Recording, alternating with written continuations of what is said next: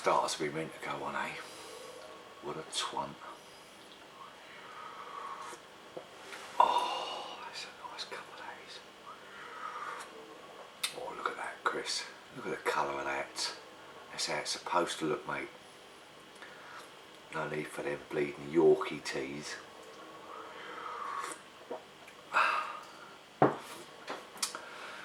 Right. Thanks for all the replies to my last post asking for questions. I'd like to start off with one that's actually been sent to me anonymously. It isn't anonymous, obviously, to me, but it's someone that didn't want to put it on the page. So I thought I'd answer that one up and see where we go with it. Right, sorry, camera needs adjusting a bit. Right, got a question for a video, but didn't want to just bang it on the page. Okay, thanks. How do you approach baiting when you turn up somewhere? I mean, I usually fish mesh bag and a scattering of boilies around to try and get them in. But I've often wondered if it's enough. Then I've seen people spodding for a couple of hours and blanking too. I think it's an area I'm most unsure about even after 15 years. I just never know what is enough and what is too much. So, quite a simple question there. Thanks to Mr. Anonymous. Again, I don't reckon that's his real name, mate. I think he's making it all up. There's a lot of false names on Facebook, isn't there? Anonymous. Anyways, so yeah, he's asking about baiting up, basically. To be honest, my starting point, before I even get to the lake regards baiting up, is always going to be to try and assess the stock of the water and what I'm fishing for. Personally, I spend a lot of time fishing big waters, very low stock, and I'm fishing for one bite. That's all I'm fishing for. Under those circumstances, Mr. Anonymous is set up there, little PVA bag, little scattering of bait around it. That's ideal for one bite. If all you're fishing for is one bite, that's a great way to start.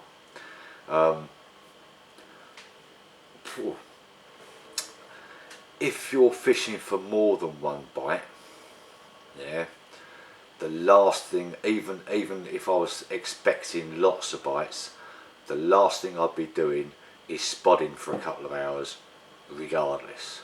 Would not be doing that. I'm not totally surprised that the guys you see spodding the granny out of it blank. I think I said about when we went to France, Abbey Lakes, that's a hungry couple of waters, that really is. But me and Ian turned up knowing full well that we were not in a swim that was conducive to trying to get fish to shoal up in.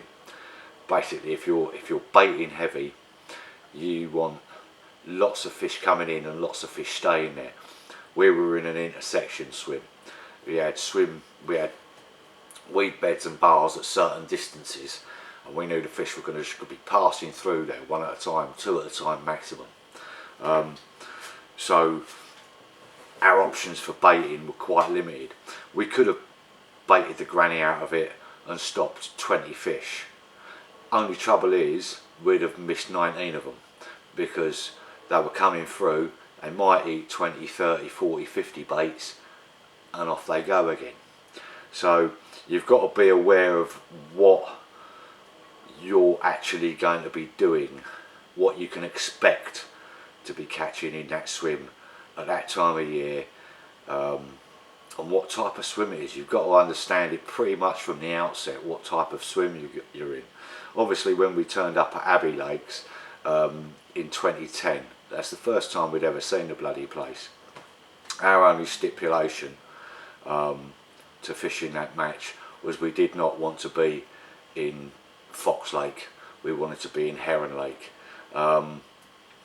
Because of the quality of the fish that are in there. They're better fish, better looking fish, should I say.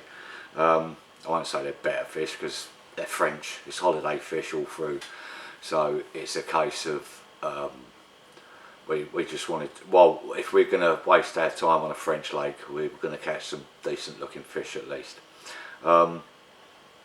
So we looked at our options and where we wanted to go.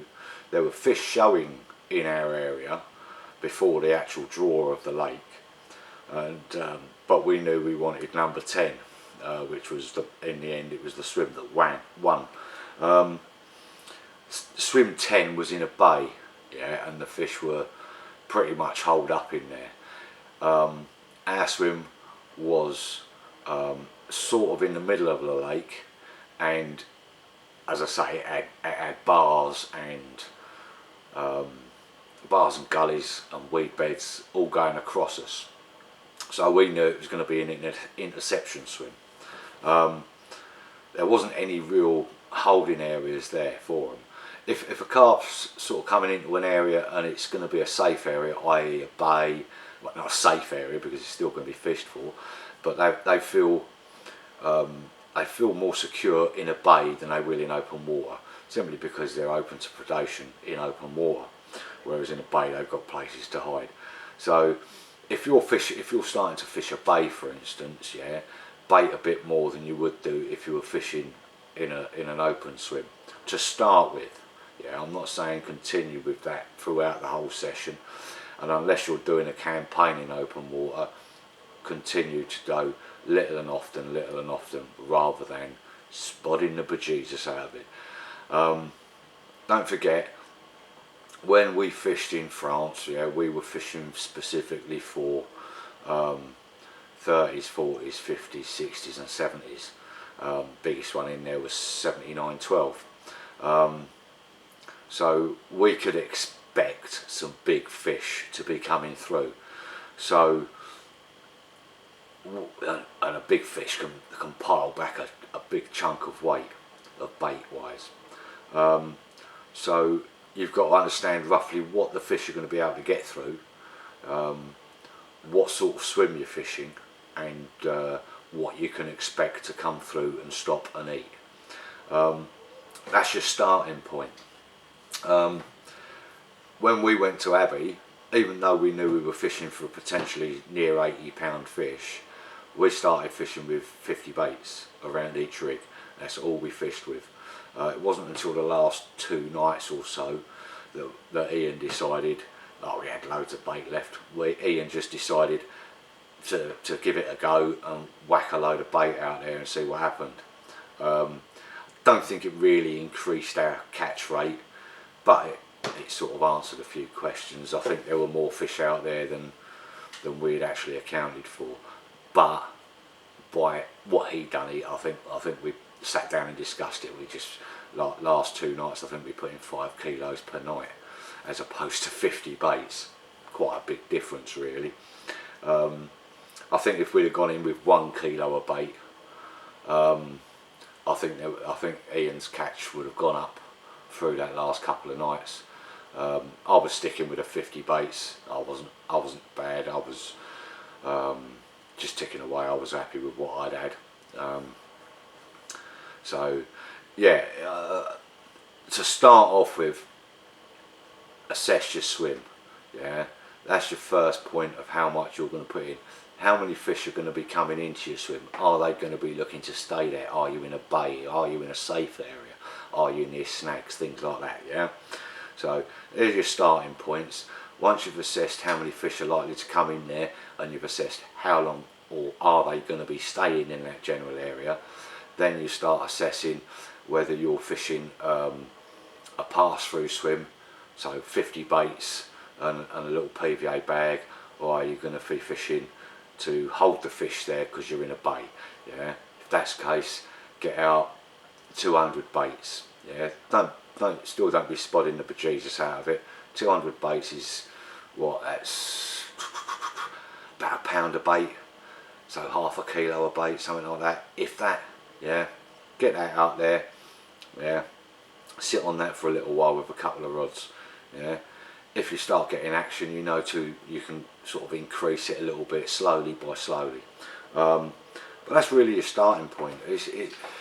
Never go in gung-ho, never go in there with 20 kilos of spotted particle and boilie. You can't get that back. If you've got a huge shoal on your swim, and you spot out 20 kilos of bait, yeah, if they stay, which is unlikely, are they going to get through 20 kilos of bait? You've got to assess that sort of stuff. So try and fish for one fish at a time to start with in a swim. Probably 50 baits to half a kilo absolute max in your starting point, and I say depending on what the conditions are like and what the swim is. Once you've got that going, if you start getting bites, start increasing the bait a little bit, try and get a little bit more bites. But again, don't overdo it. Don't catch 3 or 4 fish and then think they're all in here, bang out 20 kilos. Ain't gonna happen. Yeah, all you're gonna do is spook fish off. Yeah, keep bait going in little and often. It's better to put in 200 baits over an hour, yeah, and sort of, I don't know, 25 baits every quarter of an hour or so, yeah, put out 100 baits like that, than it is to put 100 baits out in one sitting, just bang, bang, bang, bang, bang, bang, bang, bang, bang, yeah. So just keep it calm, little and often. Don't do anything too disruptive to your swim, like spodding the bejesus out of it. If you are going to spod, put 5 baits in a mini spod, flick that out there, try and get it to land nice and gently on the surface, just let that 5 go down, reel it in, put out another 5 in 5 minutes, let that sink down, and sort of aim in slightly different places so that you can scatter your bait about a little bit, yeah. But don't just sit there, spod, great big spodfuls of bait and smashing the bejesus out of the surface. I hope that helps, mate. Any more questions, don't be worried about asking.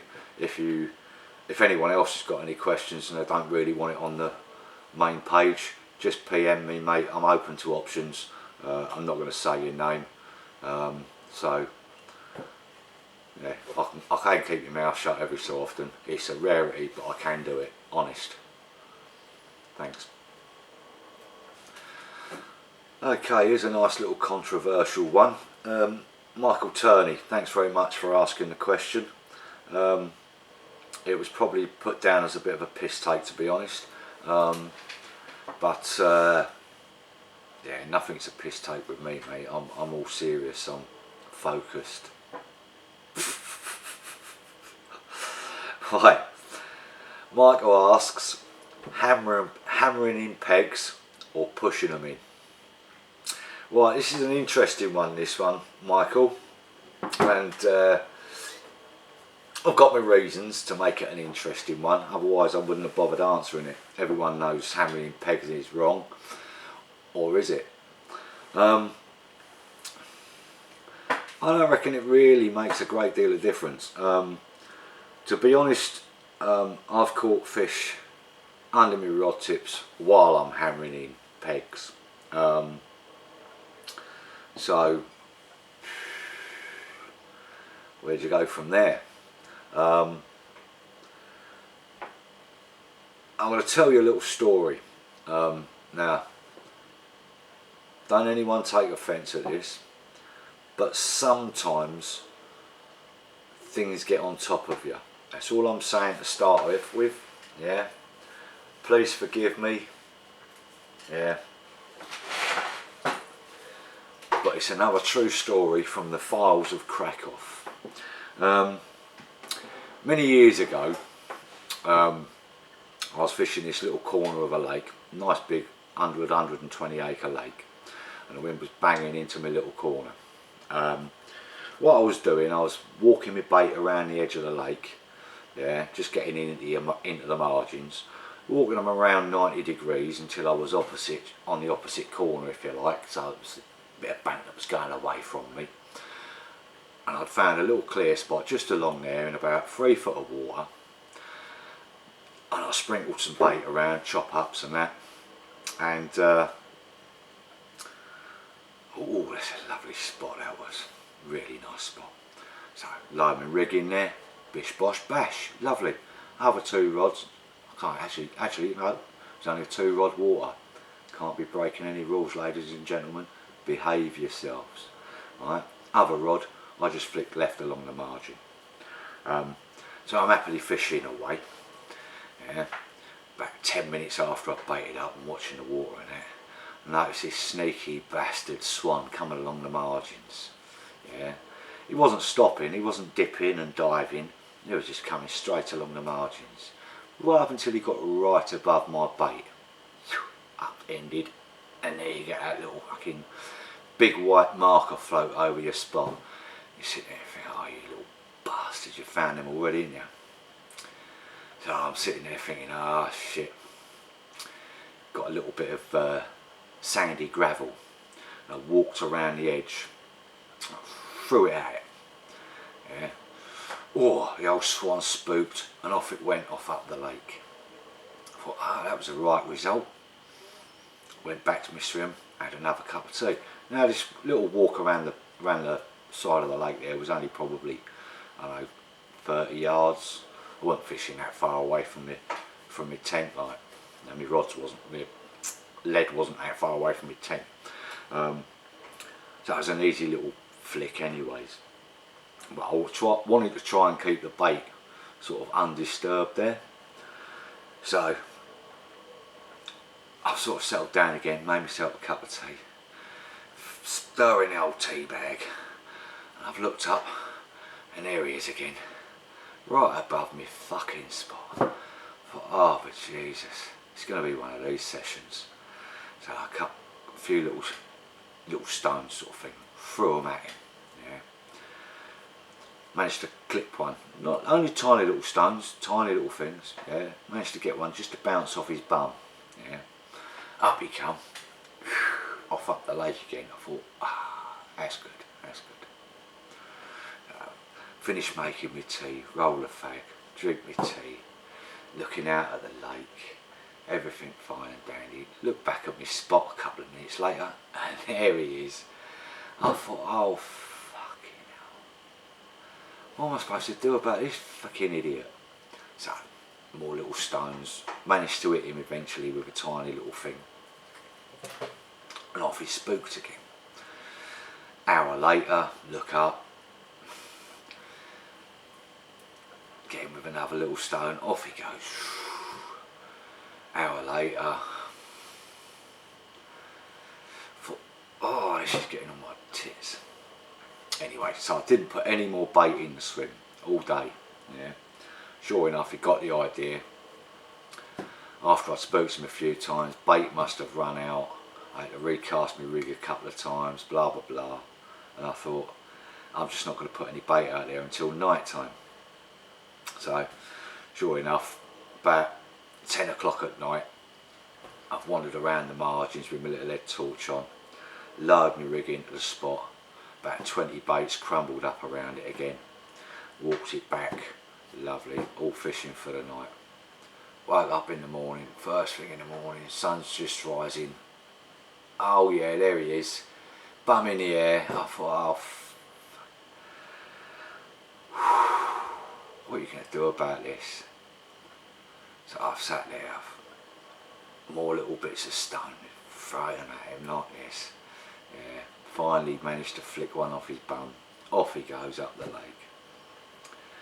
Anyway, this continued and continued. I ran out of small stones. Yeah. Hand on heart, at no point after running out of small stones did I aim for the swan. I aimed for rushes next to the swan. I aimed for near the swan. I never once aimed at the swan. But the stones got bigger because I ran out of small stones. So, there I am, about 2 in the afternoon, absolutely fuming at this fecking swan. Yeah, the stones have got to about like that now. Yeah, and I'm throwing them at the rushes next to it, and it's spooking off. Half hour later it'll be back, and then another stone right next to it. But the trouble is, for every stone that spooks the bloody swan, yeah, there's 3 or 4 that are falling short, or, you know, not doing the job, basically, going a touch too far. So I'm making an absolute mess of my swim, yeah. In the end, yeah, I'm sat there with Ian. Ian's come round, and there it was, sitting over my fucking base. I've just absolutely had enough. I'm actually thinking I might as well just move swim, but I'm going to give it one more go to get rid of this bastard, yeah. So I'm throwing stones and nothing seems to be spooking it this time. Yeah, I've got a couple real close ones to it, nothing. So in the end I picked up this thing, it just about fit in my hand, and I've launched it, aiming to miss. Yeah, I was actually aiming for the rushes just on the other side of it, or just to the left and on the other side of it. But I've thrown this rock, yeah, and it's landed no further than that far from this swan, yeah. Like that, and this swan's head come up straight away, up the other end of the lake. I thought, for fuck's sake, about time. And I looked at Ian in the eye, and I said, right, well, that's that fucking swim, bollocks. And we both looked out to the spot where the rings were still going from my rock, and a 30 went next to it. And we just stood there open mouthed. 30 minutes later, Ian was slipping the net under the leverie at £30 2 ounces. Yeah, so does noise distract carp? Does it worry carp? No, not at all. Maybe certain noises do, but I don't think they associate banging on the bank with anglers and danger. Like I say, I've caught fish while I'm hammering in tent pegs and my rods have gone off. I'm fishing sort of under my rod tips. And I've also been bricking swans and had a 30. So, yeah, make your own mind up, Michael, because I ain't got a fecking clue. Good luck with your answer. Right, quick question from Sam Kiddle.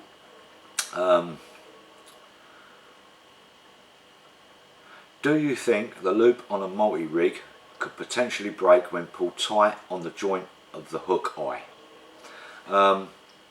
Simple answer is, luckily you put potentially. Potentially it could. First off, every time you make a tight loop or a tight bend in line, that slightly weakens it. It adds a slight weak spot to your line. Having said that,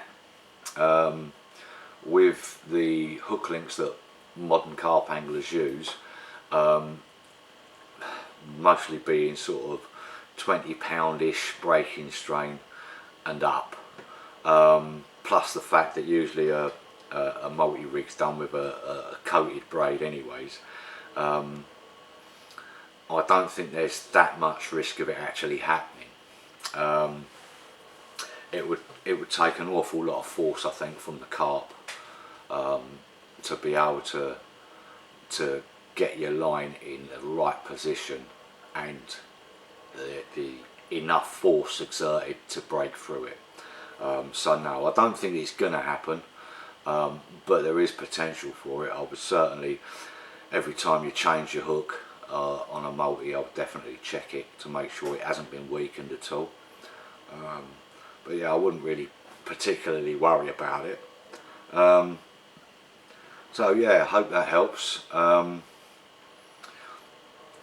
Not much of a real answer, I'm afraid, but that's the way the cookie crumbles sometimes. Yeah, it could happen, but it's very, very unlikely.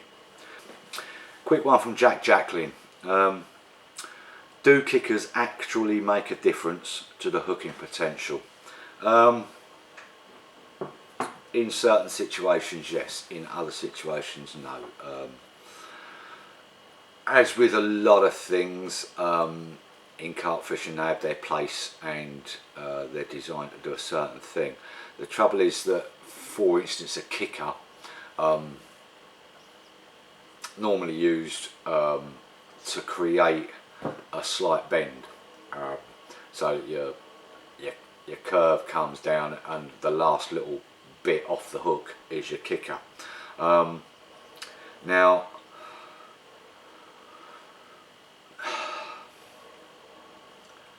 the thinking behind it is, it in effect, because the bait's on the back of the hook, if it comes into contact like that, the bait pulls the whole setup around, so in theory sets the hook into roughly the right position.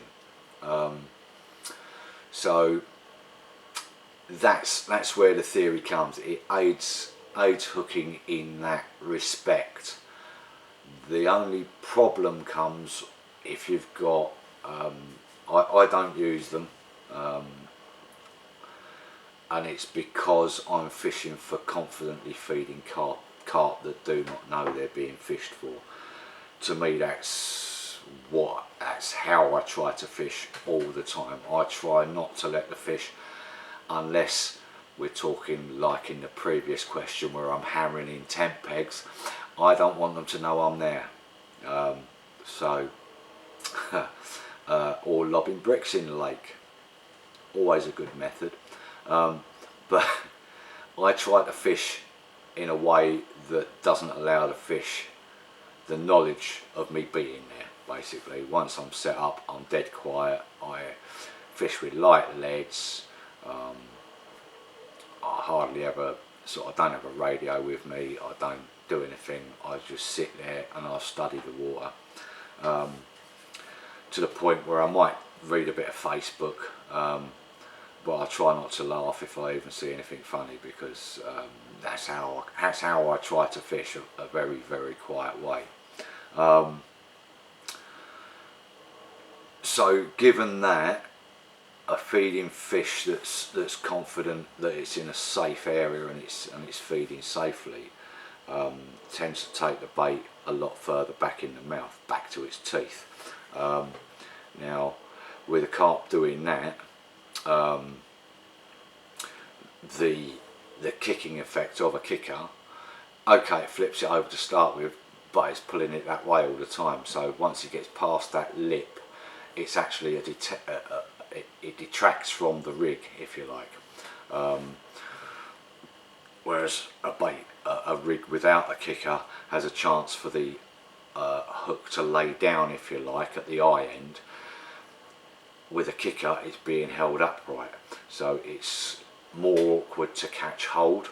If you can imagine, I haven't got anything with me really to sort of dramatise it.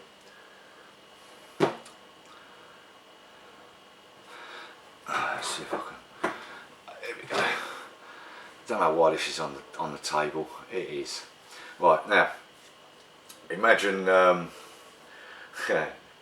Why have I got this? This is ideal fishing. You don't see Laney with one of these, do you, eh? Trying to demonstrate something and he ain't got a dog tugging thing. What's he doing? Right, so let's imagine that my fingers here are where the eye of the hook is, and this section here is the hook up to here. Yeah. Right, now as it's being sucked in, yeah, with no kicker on it, don't forget this is the point here where the eye is. Yeah. So just imagine that little bit. Ignore the rest of it. That's the dog's bit.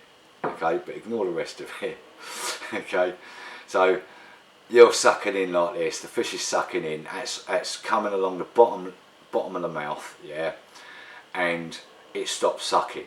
Okay, at that point, yeah, that can rest down to the eye. I've now got the point section here. That's aiming down at roughly that angle. Yeah, that's a great angle to hook into a fish. Yeah, because it's aiming into the flesh. Okay, now if I add a kicker onto that, so now the extension of where my hand is, yeah, let's hold it sort of weirdly. So the extension of where my hand is now the kicker. Bloody hell, I can't get hold of it. So it's something like that anyway. Yeah. So this bit here is my kicker.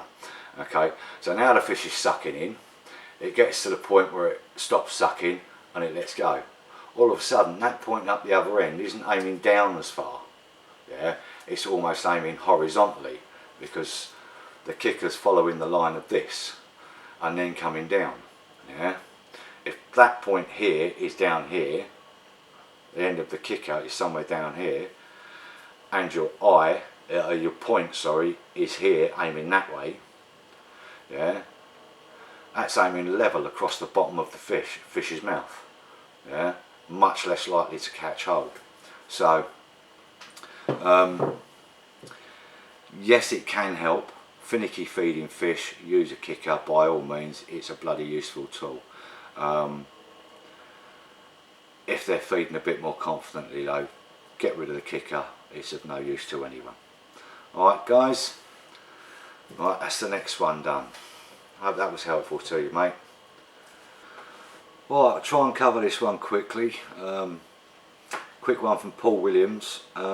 With flying back leads, when you hit the clip, we assume they would propel forwards towards the lead, or do they? Where do they actually land? Right, you've got several forces in motion here when you cast out with a flying back lead. Obviously, your original force is your lead flying forward, but the back lead, because it's further towards the rod, is going at a different speed. So your original motion, if you like, is your main lead going flying forward. Also added to that, your back lead is designed in such a way not to be quite as aerodynamic, yeah, so it catches the wind more. So it's usually got a fatter bottom than it has a top. So your main lead's flying out. This one, the little flying back lead, is flying up the line, yeah. Not only with the force of the main cast and the small lead going far slower, it's also catching more resistance. So it actually goes a lot slower than the main lead. Now, when you hit a clip, obviously your main line, your main lead, slows down and stops. Yeah, you usually cushion it.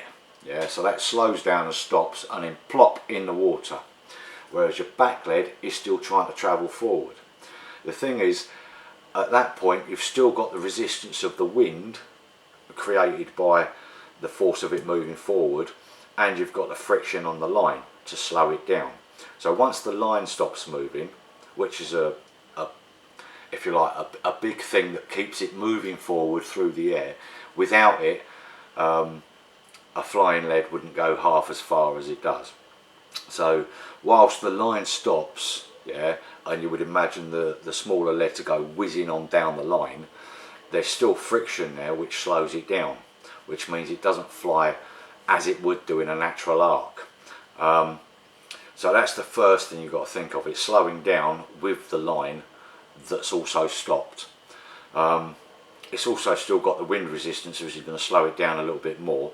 So while it is moving down the line towards your lead, it is slowing down. It's not going in a natural arc that it would normally go at.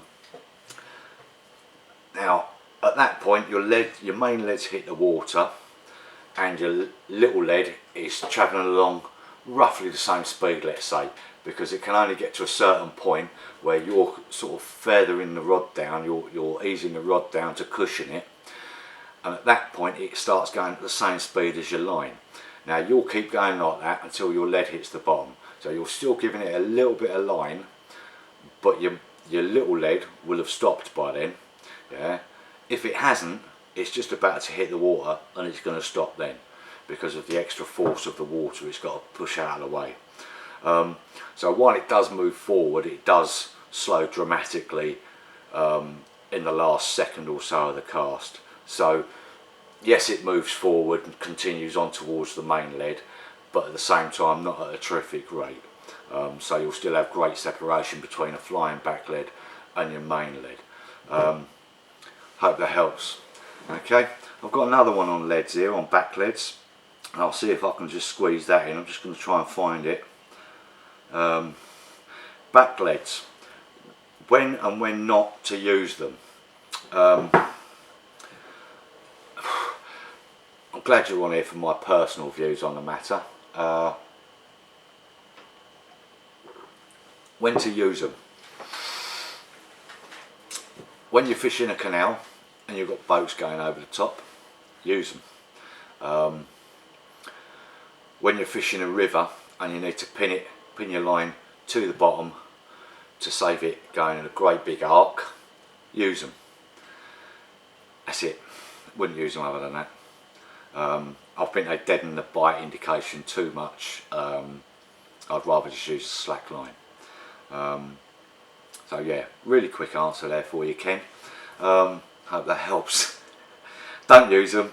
Another one of my little quirks in fishing, I'm afraid, where I sort of know they work, but at the same time I'm not happy using them because of the lack of indication you get through them. I don't mind using a flying back lead in a very rare occasion, but that is very, very rare. So back leads in general, don't bother. I don't bother with them. Much rather just slacken my line off a fraction.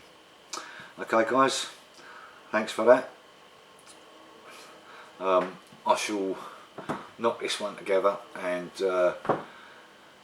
get it out on the site. Probably, I don't know. I think I've got a couple left to go up, and I'll put this one up after that. Any more questions, keep them rolling in. If I can get enough questions, I'll do it bi-weekly rather than weekly, so 2 a week rather than 1 a week.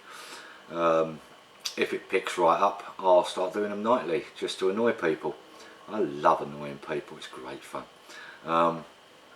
So yeah, if you want more questions asked or answered, I'm happy to do so. Again, if you got a silly question that you decide is silly, that you need answering, don't be afraid to PM me. I do accept the odd friend request, so just PM me and I'll try and answer it on the next video. Okay guys, thanks very much for tuning in. Don't forget, stay safe, stay indoors, or don't stay indoors, go fishing, do what you want, I don't care. Thanks very much, good night.